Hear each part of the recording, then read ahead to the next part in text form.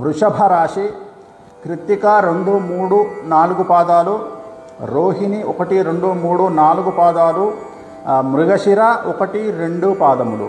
ఈ సంవత్సరం వృషభ రాశి జాతకులకు ఆదాయం 11, వ్యయం 5, రాజపూజ్యం 1, అవమానం 3.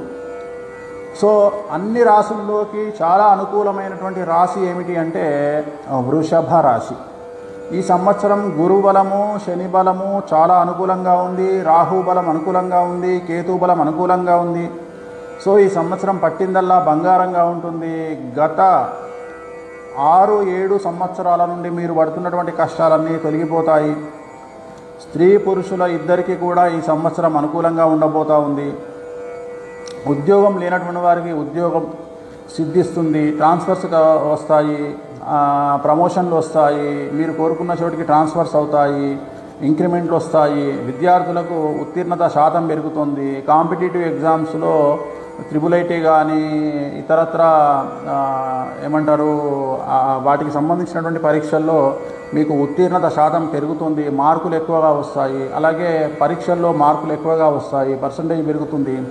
మీరు అనుకున్నటువంటి కాలేజీలో మీకు ప్లేస్మెంట్స్ దొరుకుతాయి.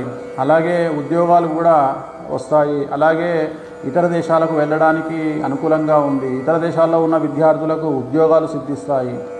సో ఇతర దేశాల్లో ఉండే విద్యార్థులు వ్యాపారం చేయాలన్నా అనుకూలంగా ఉంటుంది.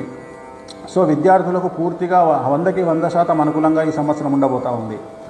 అలాగే ఉద్యోగస్తులకు కనుక తీసుకున్నట్లయితే ఈ సంవత్సరం ఉద్యోగస్తులకు పరిపూర్ణంగా అనుకూలంగా ఉంటుంది. ప్రమోషన్లు కానీ ట్రాన్స్ఫర్స్ కానీ అనుకున్నటువంటి పరిస్థితులు కనిపిస్తూ ఉన్నాయి. పై అధికారుల యొక్క మన్ననలు పొందుతారు.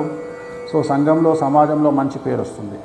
అలాగే రైతులకు ఈ సంవత్సరము 2 పంటలు కూడా దిగుబడి పూర్తి స్థాయిలో ఉంటుంది. పూర్తి దిగుబడి ఎక్కువగా వస్తుంది, రాబడి పెరుగుతుంది, అప్పులు తీరుస్తారు, శుభకార్యాలు నెరవేరుస్తారు.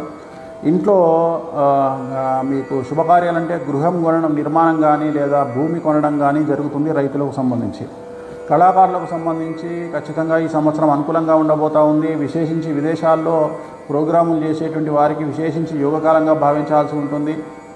సమాజంలో పేరు ప్రఖ్యాతులు వస్తాయి. అలాగే అవార్డులు, రివార్డులు మిమ్మల్ని ఎత్తుకుంటూ వస్తాయి కళాకారులకు సంబంధించి. అలాగే స్పోర్ట్స్, క్రీడాకారులకు సంబంధించి ఈ సంవత్సరము మంచి ప్లేస్మెంట్స్ కనిపిస్తూ ఉన్నాయి. స్టేట్ లెవెల్, జిల్లా లెవెల్, నేషనల్ లెవెల్లో ఆడేవారికి ఈ సంవత్సరం ప్లేస్మెంట్స్ కనిపిస్తూ ఉన్నాయి. మంచి అవకాశాలు ప్రాధాన్యతతో సంపాదించుకుంటారు. సమాజంలో పేరు ప్రఖ్యాతులు, అవార్డులు, రివార్డులు పొందుతారు. సో ఓవరాల్గా ఈ సంవత్సరం వృషభరాశి జాతకులను కనుక విశ్లేషిస్తే అన్ని రంగాల వారికి, విద్యార్థులకు, ఉద్యోగస్తులకు, రైతులకు, స్త్రీలకు, పురుషులకు అందరికీ అనుకూలంగా ఉంది.